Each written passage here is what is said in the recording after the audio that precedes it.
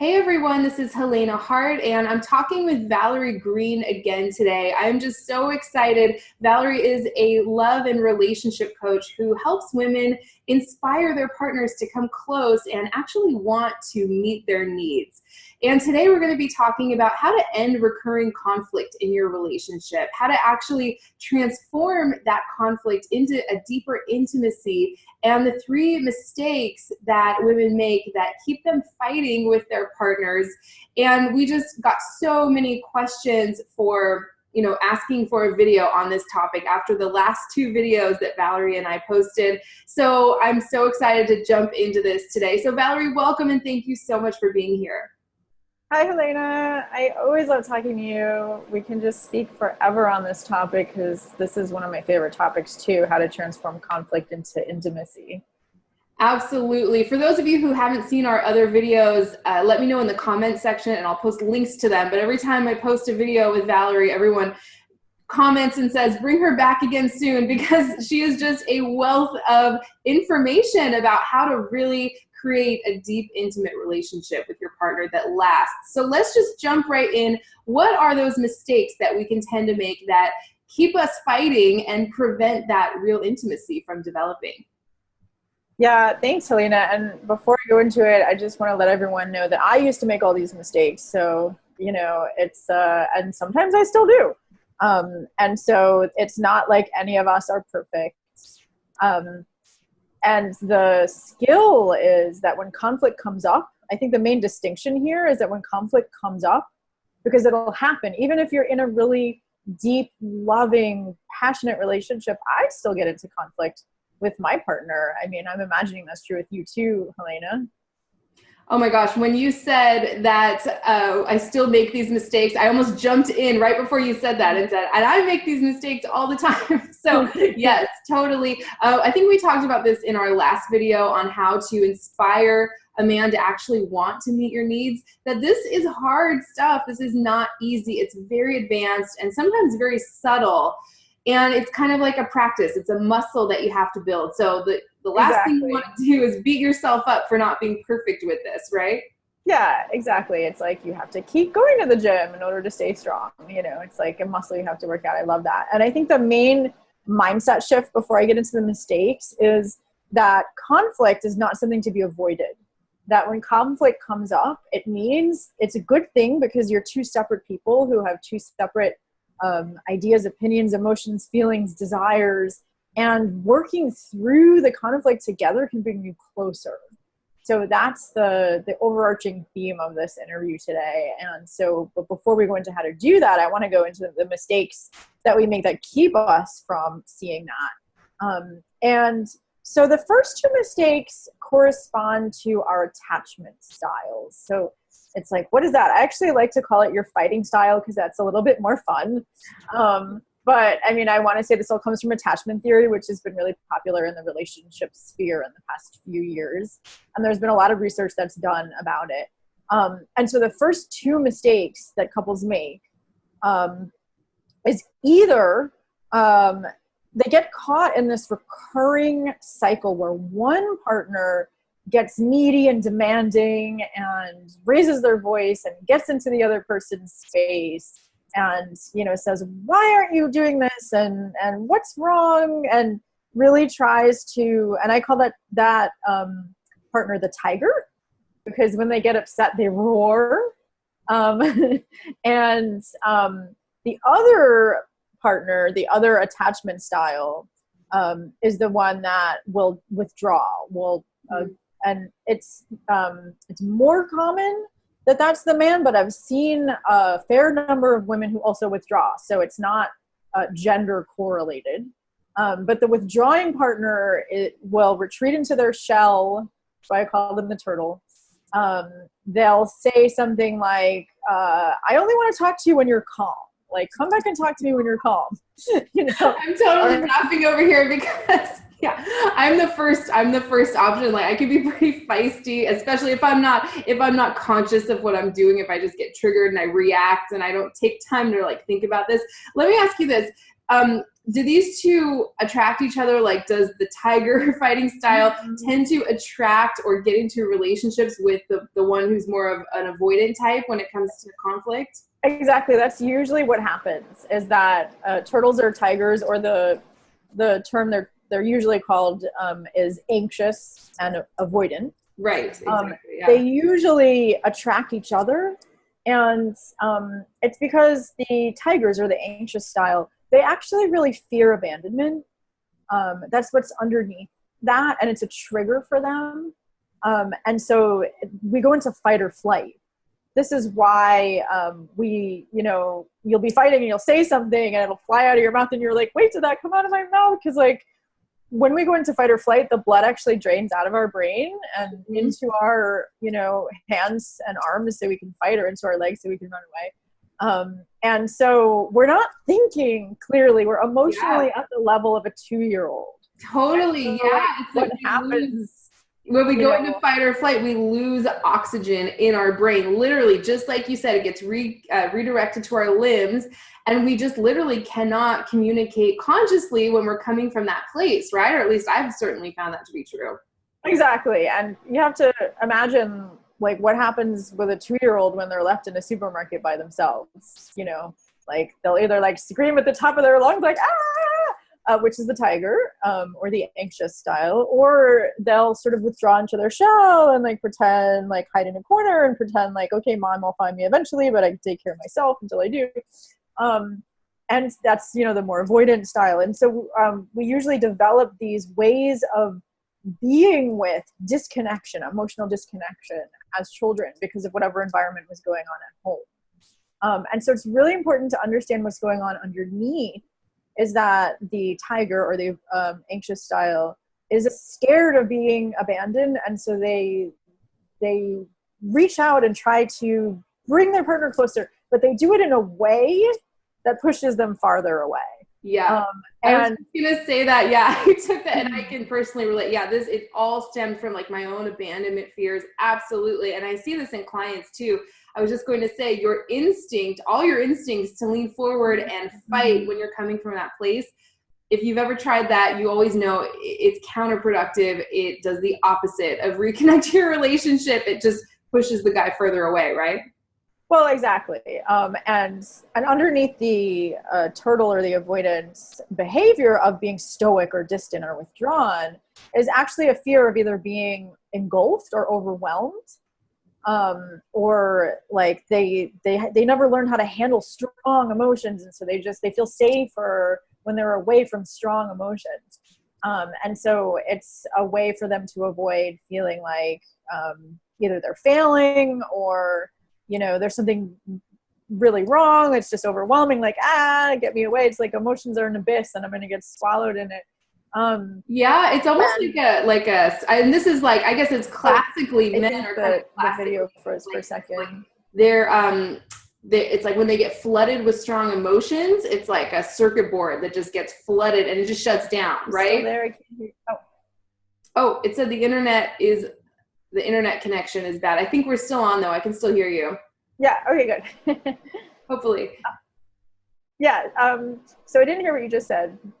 Oh, I'm sorry. It happened with you a little earlier too. I was just saying that for men, a lot of times when they get flooded with strong emotions, it's like a circuit board that just gets totally shut down. That's when you'll see a guy get distant or withdraw. I can certainly relate to that. And it can stir something up in us and cause us to want to lean forward even more. And more, right? Well, exactly, because we're like, oh no, like he's abandoning me more. I need to get a rise out of him. I need to just get any reaction out of him. Because we don't know what else to do.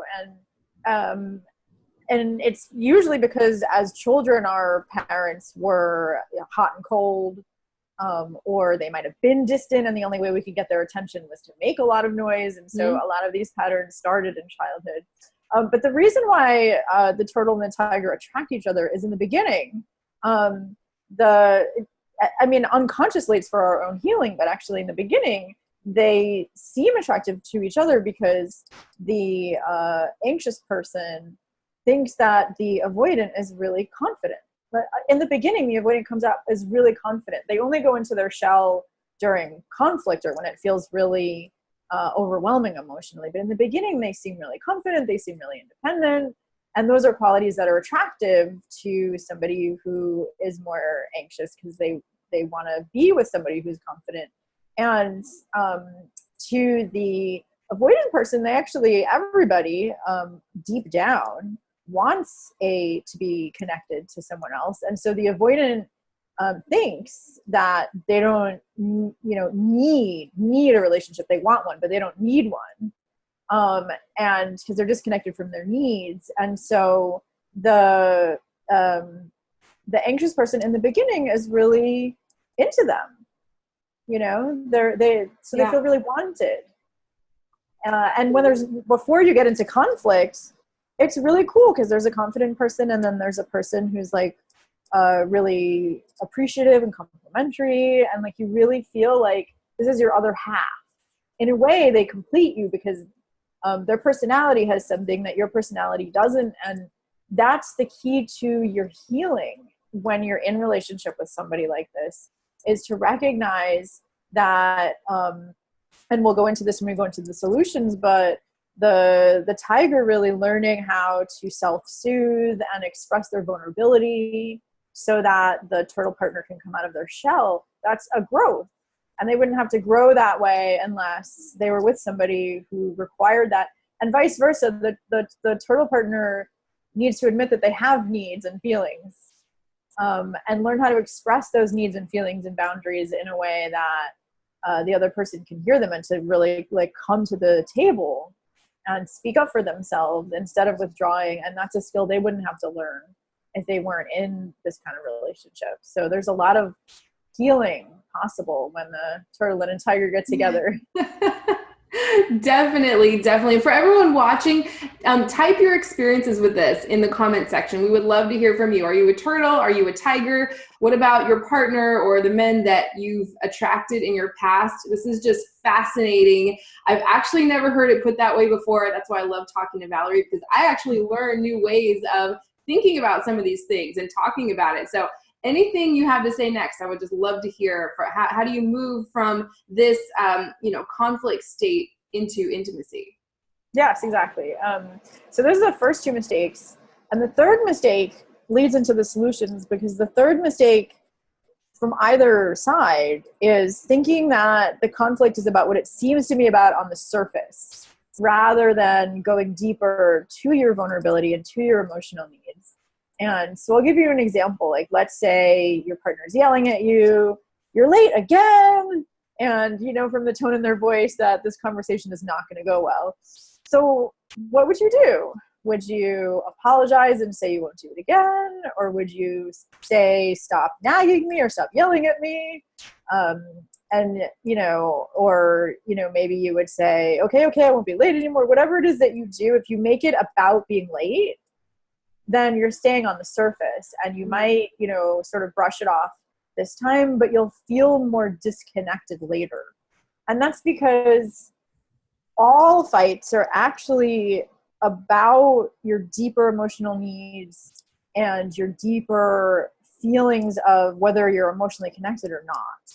They're not actually, being late is important, right? But the strength of their upset is about what being late means to them on an emotional level.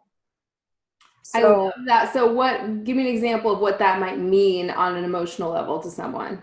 Yeah. And of course it's different for everyone, which is why I encourage people to get curious. That's like the first thing to do in any argument, is to get curious about like, what's going on for the other person.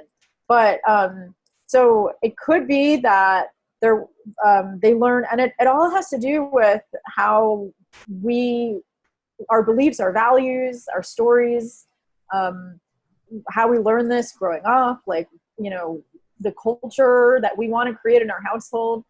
So being on time might be an integrity thing. Like, integrity might be really important to that person. And what does integrity mean to them? And what is their dream about the shared value of integrity, and why is that important to them? Or maybe that's how they feel respected. Like, maybe they were with someone in the past, or their parents or whatever were constantly late, and they constantly felt like they didn't matter or they weren't respected. And so it's a recurring pattern for them that comes from their past, that they need to be seen and heard about because it's still alive for them. And if they're really upset in the present, it usually has to do with feeling heard around that story. Or sometimes people start to go down a fear path, which is a vulnerable path. Like, oh, if they're late, that means that they don't keep agreements. And if they don't keep agreements with small things, then what about the big things like paying the mortgage or even being faithful for that matter? And so it's just important as the person who's upset to recognize what is underneath my upset. What is the story about it? What are the beliefs about it? What are my values that are important to me? What's my shared history? I mean, my history about this. That's important if I have intimacy with somebody for them to know my history, because that's part of the context in which I show up, you know? And so for the other person, which is very hard, if you're being yelled at, it's very hard to be curious about what's the emotional need underneath. But if you can slow down and be like, wait a minute, they're really upset. What's going on for them underneath? Then that's the mindset shift that we can make to stop conflict. Like whichever person is less triggered, whichever one of the two people that's less triggered has the opportunity of saying, oh, the other person's really triggered. What do they need? And it's usually actually the same thing that little kid needs in the supermarket, you know, because that's emotionally the level that we're all at. If a little kid feels abandoned in the supermarket, they need to be held and said, I'm here for you, and I got your back, and your needs are important to me. And that kind of reassurance will usually calm somebody down if they're upset. It's so true. Yeah, I'm just like thinking back to so many examples. And yeah, you're absolutely across the board. It's just like, it's like this deeper part of yourself acting out within you. That's when you can be in an argument with your partner and you know every single thing coming out of your mouth is like the wrong thing to say. Right? Exactly. That's what I'm saying. Yeah, it's like there's so much momentum at that point that you literally just can't help it. So do you have any tips for someone who's like gotten themselves down that far down in the conflict to where, I mean, would you suggest taking a break from the conversation? I'd love to hear your thoughts on that. Exactly. I mean, if you're so far down the conflict train that you notice that you are having things come out of your mouth that you know are not helping, then I do recommend that you stop and take a time out. But a productive timeout. And what to do in that timeout is self-soothing, which might mean taking some deep breaths. It might be taking a walk. It might be doing some meditation. It might be like with my clients, I teach various meditations to get in touch with your feelings and to take your attention away from blaming the other person and towards your own vulnerable feelings and your own emotional needs, so that you can start speaking about yourself in a way that's more vulnerable. And because vulnerability is really the key skill that the tiger has to adopt in order to draw their turtle partner closer, to make it safe. That creates the emotional safety. Wow. That was like so powerful. Everyone should rewind that part over and over. Let me recap that, because that was so important. The tiger needs to get in touch with their vulnerability and express their deeper feelings in order to pull that turtle out of their shell. Did I say that? Do I have that right? Well, in the beginning, the turtle's not going to feel safe to hear your vulnerability. Exactly. If you're stuck in that conflict, the first thing to do is get in touch with your vulnerability, because that stops you from being angry at them, and puts you in a space where then you're able to hear what's going on for them. You know, so in any fight, the steps out of an argument, and if you can do this without taking a timeout, then that's even better. But if you can't, then take a timeout. You know, I totally encourage people to take a timeout. Although if the turtle partner is taking a timeout, it's important to not do it in a way that's dismissive. You know, the turtle partner can say, I'm out of here, we're taking a timeout. And that triggers the tiger partner even more because they're like, but I feel abandoned again. So it's important that if the turtle partner is taking a time out to say, I want to hear what you have to say, and I can't be around the yelling or the name calling or the demands, like that's pushing me away. Are you willing to say the same thing in a more vulnerable way? Like the turtle partner can learn to do that. I really want to hear what you have to say. If you keep yelling though, I'm going to leave, but I'll come back. Let me know when you can speak in a vulnerable way, and then we'll come back and talk about it. Or let's come back in an hour or something like that. You know, the next, make a time to come back so that the tiger partner doesn't feel abandoned.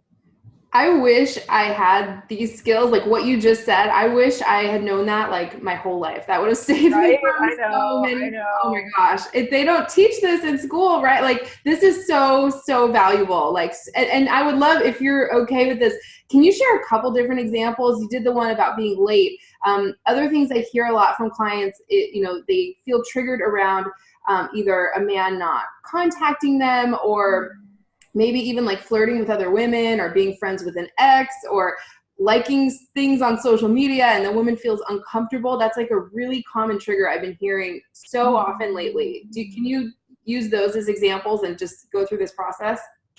Totally. And so I think those are all similar. And I think that I do go more into that in the how to express your feelings interview that we did. But when what I'm hearing, like if I'm a woman and I'm with a man who is flirting with other women or friends with an ex, for example, or not calling enough, I'm going to feel unsafe in those instances. That's usually what would come up for me. I would feel unsafe. I might feel jealous, but jealousy is, and what I teach my clients is the difference between reactive emotions and vulnerable emotions. Yeah. Because jealousy, and you can feel it in your body, jealousy is kind of a tiger emotion. It's something where you're wanting to lash out. Right. And so if you're coming from that lashing out place, then it would be more helpful to get in touch with your vulnerability and, say something like, and it's important too that men not feel made wrong. I know we talked a lot about this in the other interviews that we did, but so to come from a more vulnerable space and to say something like, so flirting is also an accusation. Like maybe he doesn't think he's flirting. Exactly. A lot of times men have no idea. They don't see what they're doing as wrong, so they have no idea. And another thing I found with the jealousy is what a woman will do with, she's jealous, she'll want to like get in there and talk about it, or go to the other extreme and just go, well, I don't care anymore. I'm over him. I'm done, which isn't true at all, because they're cut off from being vulnerable and their true feelings when they go the opposite direction, right? And they vacillate back and forth between those. Is there a middle ground there? Like how would she share that in a vulnerable way? Well, either one of those are just a defense, it's important to say that the strategies that we talked about of the turtle or the tiger, they're both defenses against feeling your vulnerability. And so is the two extremes that you just talked about. If I'm like lashing out, or if I'm saying I don't care, both of those are defenses against feeling the vulnerability. Right. You notice if you tell yourself those statements that it makes you feel it a little less, and then you feel a little better, but it doesn't actually help you to get what you want, which is a closer connection with the man. But it's important that when you're telling a man something about his behavior that's bothering you, that you not make him wrong. So like even saying you were flirting with her is an accusation, like maybe he doesn't think he was. So you have to say like an observation, like a video camera would see it. A video camera wouldn't make the interpretation of flirting. A video camera would say, when you looked at that woman, when we were walking down the street and you looked at that woman, I felt scared in that moment because it's important to me that I feel your attention, your full attention on me when we're on a date, because I want to feel wanted by you. And that would be something to say if you're already in a close relationship with him, maybe not on a first date because he hasn't committed to you yet. Right. But when you have a committed relationship with a man, you can say that. And that's a way, like I always teach women that when you're dating a man, sharing your vulnerability is a way of testing him to see if he can honor your vulnerability. And if he gets defensive just because you're saying that you feel unsafe when he looks at another woman, then, you know, he might not be able to honor your feelings. And that's something to really look at. That is such a great point. Oh my gosh. Yeah. And I always say the reason you're sharing your feelings is not to try to make a guy do something, especially in the early stages. You just want to watch what he does with that information. Does he take your feelings into account and, you know, realize that whatever he was doing was something that didn't make you feel good? Or does he dismiss your feelings and tell you you're crazy? I mean, this is good information for you to have, right? Yeah, exactly. And I encourage women not to choose a committed relationship with a man that dismisses your feelings. Definitely. But sometimes, a lot of times men will get defensive if they feel made wrong. And so then if he gets defensive, it's important to validate, like, oh, you feel like I'm making you wrong right now. I just want to say I'm not trying to make you wrong. I'm trying to let you know how I feel. And what I need right now is reassurance from you that I'm beautiful, or that you want to, you know, put your attention on me, or, you know, whatever it is that you're asking for. If he really is emotionally available, then he'll want to honor your feelings. Of course, definitely. Okay, thank you. Yeah, I just wanted to include another example because it's just something I've been hearing across the board from so many women lately. So great. Okay, now take me through the next step here. This is such great information. Yeah, I mean, the cool thing with conflict, I mean, I'm giving a 3-step process as my free gift. And so that goes more into detail about specific steps. But what I want to say is that it's not like as a coach, I shy away from giving people scripts to follow, because no conversation follows a script. It's really just, there's an opportunity. It's cool to know what your attachment style is and, you know, what your tendencies are when you're coming from fight or flight. But regardless of where you are, and what I also want to say is that, and we talked about this before we started the interview, is that like you can be a turtle with some relationships and a tiger with the other. Oh yeah, I was wanting to ask you about that. Yeah, my question before we started recording this video, because like I said, I learn a lot personally. Every time I talk to Valerie, she gives you a whole new way of looking at things. I was with attachment styles. I was asking if she's found that, you know, a woman, for example, could be an anxious attachment style with one type of man, like the guy she really likes, and an avoidant. Could she be avoidant with a different kind of man, like a man who's really into her, right? So anything you have to say about that, I would love to hear about that. Yeah, I mean, your attachment style really comes up when you enter into a more serious relationship. Mm-hmm. But the thing is, so, I mean, of course, we're going to be acting avoidant with men that we're not into. Right. But the thing is that, like, if we get into a relationship with someone who's really avoidant, we're going to feel anxious, even if that's not our natural tendency. Even if we're more of a turtle and like the other person is even more of a turtle, we're going to feel more anxious. And vice versa. Like if we're in a relationship with a guy who seems really needy and clingy, we're going to be more avoidant, you know, just because the two styles tend to attract the other style. And the problem is that you get caught in this cycle where the more one person gets needy and demanding, the more the other person withdraws, and the more that person withdraws, more triggered the other person gets, and they get more needy, and it's a vicious cycle. And so either one can break the cycle, and the strategy for either one is similar, because it's really about coming towards the other person with a collaborative attitude, meaning that in any conversation, I have two choices. I can say what's important to me and go deeper with it, share my vulnerability and share my needs in the ways that we've talked about in our other interviews, you know, by setting the context first. I mean, I can go into that again, but I know we did a whole interview about that. But that's like expressing what's going on for us on a deeper level. So that's one side of the equation. The other side of the equation is that we're willing to ask curious questions to the other person to get deeper into what's really going on for them. What are they feeling? What are they needing? I mean, it's better to ask a guy, like in a man-woman dynamic, it's better not to ask a guy how he's feeling, but to ask him what he's needing or what he's wanting. And why is that important to him? And is there a story about that? And what are his beliefs about that? And what's his history about that? So really getting deeper.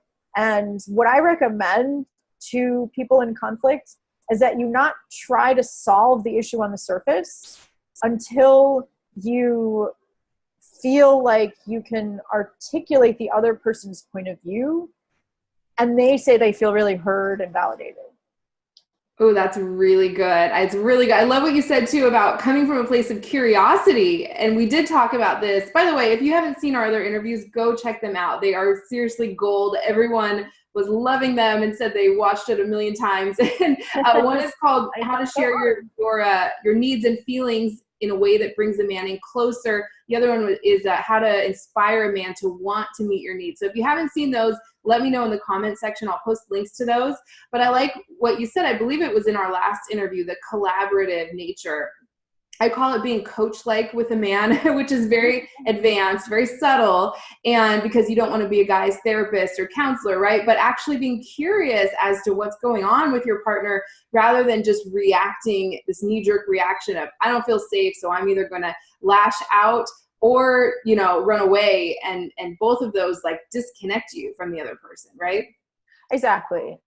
And so there's, I have a flow chart that I teach my clients about how to solve conflict, how to transform conflict into intimacy. And I mean, so I can describe it real quick, but basically it's like the top is self-empathy, self-connection, really being clear about what your deeper feelings and needs are, why that's important to you, what it looks and feels like when those needs are met, what it provides for you. And those are the things that we talked about in the other interview. And if you are self-connected, then you can have a conversation. But if you feel like you want to make the other person wrong or get your way or it's win-lose, then you need to go back up to more self-connection. But if you're ready to have a conversation, then that consists of either one side or the other. It's either expressing your deeper perspective, your deeper point of view, your vulnerability, your needs, what that looks and feels like for you, or it's being curious about the deeper feelings and needs and desires of the other person and really listening and validating them. And then, so the cool thing is it doesn't have to be a script. It's like you can start sharing your needs and then he'll get defensive. So then he gets defensive. So you mean, okay, he's defensive because he's feeling made wrong. What's going on for him? And start asking him deeper questions and then saying, do you feel heard? Do you feel validated? Great. Now are you willing to listen to me more? And then, so you each go deeper and you can go deeper back and forth. It doesn't have to be, I do teach like the Imago dialogue, for example, where one person goes first and shares everything and the other person reflects it back to them and validates their point of view. And then you switch. So I really do think that's a great method, but most people don't want to follow a script, but really it's just about like sharing vulnerably and when you're listening to the other person, being curious and then making sure, like reflecting back to them the gist of what they said. You don't have to, active listening or parroting, but making them sure they feel heard and validating their point of view and then requesting the same from them. And then once you both feel heard and validated, then you feel emotionally connected again. And then you feel like you're on the same team. And then you're ready to come up with a solution to whatever the issue is, but not before then, because otherwise you'll come up with a solution that'll feel like one of you is losing and the other's winning, and one person will get resentful. And I'll come up with another example of a couple I worked with that I think a lot of people fight about. I worked with a couple that was fighting about money, and he was a spender and she was a saver. And so they would just like fight about how they spent money for years. And, every little instance. And when they came in, they wanted to speak about, well, he blew our savings on that. And then he would be like, but you said you needed a vacation and, or I bought you this, you wanted it. And, then it would just go back and forth about all these things. But so when we really got underneath And we saw what spontaneity meant to him and why that was important to him, what that provided, what his dream was. Like, what is your dream around spontaneity? How do you really want it to be? You know, and why, like, where does that come from in his life? And, you know, she really got to listen to that because she never really listened on that deep of a level before. And then he got to hear from her why was security important to her, or what did security even look like for her? You know, how much money would there need to be in the bank to feel secure? Why would that change how she felt? You know, what was her dream? What was her vision around it? And he really got to listen to what she needed in order to feel safe.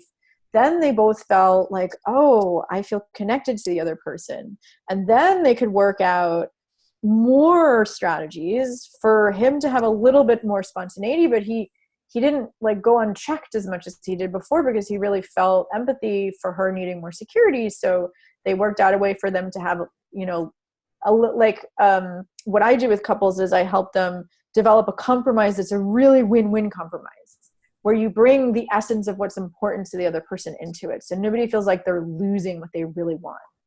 You know, so they both came up with a budget that was like, she got to be sure about them saving some money every month, but she was willing to give him more of a discretionary budget of spontaneity because she got what that provided for him. Wow. So, yeah. But they weren't able to come up with that before because they were just arguing about what it was on the surface.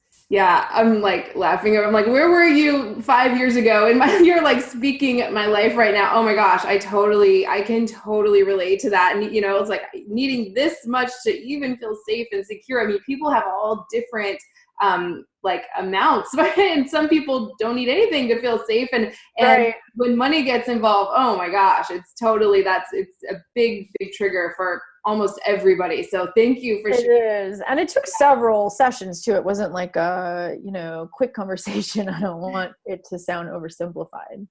Yeah, that was amazing though. Amazing. I can see how not just women, but couples could just benefit so much from your coaching or just all of your materials. And that brings me to, I know you have a free gift that you want to offer, right? But before we jump into that, are there any kind of like last tools or words of wisdom that you'd like to share before closing out? This was really, really eye-opening and so valuable.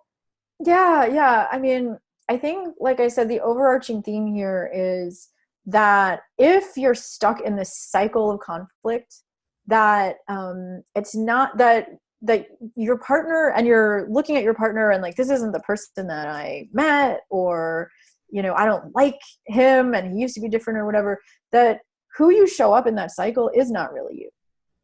It's, you know, who you are when you're triggered and feeling unsafe.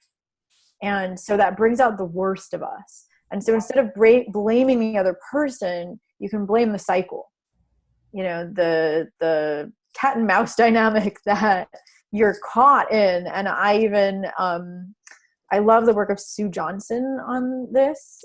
She really, she's the founder of emotionally focused therapy, which I also studied. And she encourages couples to name the cycle.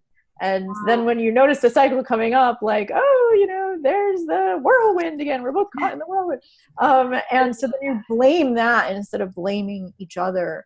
But just to realize that this is not who they really are. This is who they are when they're triggered and they're feeling unsafe around you. So if you're able to take steps to create more safety, whichever one of the styles that you are, to be more vulnerable, to get more curious, and to really develop that deeper emotional connection, then the positive, good side of your partner will come back, you know, because they'll feel safe again. And all of us have the worst brought out of us when we feel unsafe. And oh gosh, so to trust so that, yeah, you know, like once you learn how to bring out the best in your partner, that you can fall back in love with them again.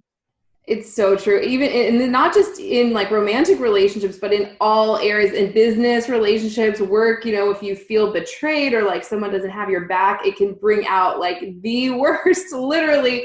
And even if you're not expressing it, it's just the energy that comes up. Yeah, this was so valuable. So let us know a little bit about the free gift that you have for everybody. Yeah, thank you. So I have a free video training that's called 3 steps to stop fighting and start connecting. And in the video, I outline 3 specific steps that really help you to get curious. And I give a little list of what are emotional needs and what can you be curious about. I even give a little infographic that you can download and put on your phone and look at it when you're taking your time out, or, be like, stop, I got to look at something to help me stop this argument. Mm-hmm. And it also includes a free e-course for how to stop this dynamic of one partner withdrawing and the other one getting needy and demanding. And so all of that is included in the free gift. It's called 3 Steps to Stop Fighting and Start Connecting. And so I know you'll give the link to that below this video. Yes, I love that. I'm going to download that myself and dive into it, because this has just been so eye-opening and powerful. Thank you so much. Everything is in the description right below this video, and we should definitely do this again soon. So if you enjoyed this video, give it a like and a comment and let us know what questions you have, and if you have any other videos you'd like us to make, because we just have so much fun doing this. And Valerie, hopefully we can do this again soon. This is so much fun. So I'm so happy to be here, and I'm happy to look at what people are saying and reply to your comments, and it's really fun for me. All right, everyone, we will see you next time. Have a great rest of the day, and we will talk to you again soon.